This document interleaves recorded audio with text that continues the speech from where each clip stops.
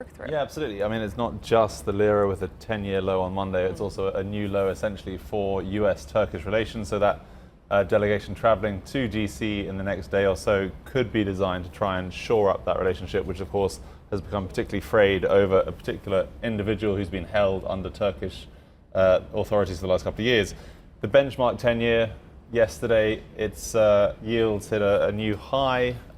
If you're looking at insuring against the default in Turkey, on the 5-year, for instance, the credit default swaps there also hit a record high as well.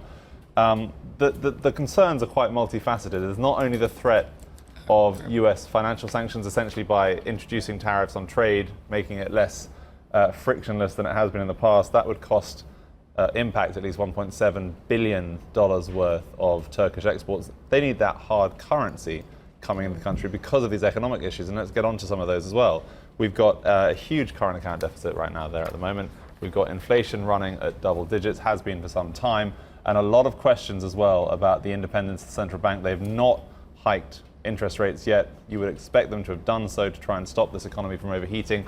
But back in May, when Erdogan was brought back to power, he said again and again and again, he's not a fan of keeping interest rates any higher than they are now. He wants the economy to grow. He wants to boost the economy. And it seems like the central bank is not therefore being able to act. It's really quite complicated. Yeah, I think that's why we heard analysts over at Commerzbank, in fact, said only a rate hike at this stage would support the lira because, yes, there was some tinkering to the reserve mechanism out on Monday that was designed to help the currency. But their view over at Commerzbank is this could just make things worse. They're wanting to see an actual rate hike. And before the decision, the formal decision is due, I should say. And if you listen to comments from Ulrich Lockman at Commerzbank, he said it clearly does not dare to hike interest rates, or it's not allowed to do so any longer.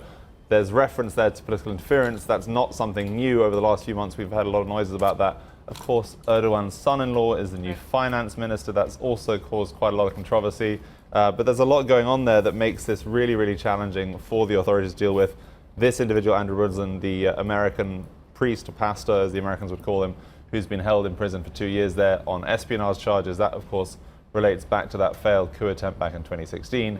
He's been moved to house arrest. Mike Pompeo has made it very clear, the US Secretary of State, that he's not happy with the way that the Turkish authorities have dealt with this, and they want him returned as soon as possible. Hey everybody, it's Hadley Gamble from our new CNBC Middle East Bureau in Abu Dhabi. Thanks for stopping by. Now to watch more, you can try one of the videos that just popped up on your screen. And don't forget to subscribe.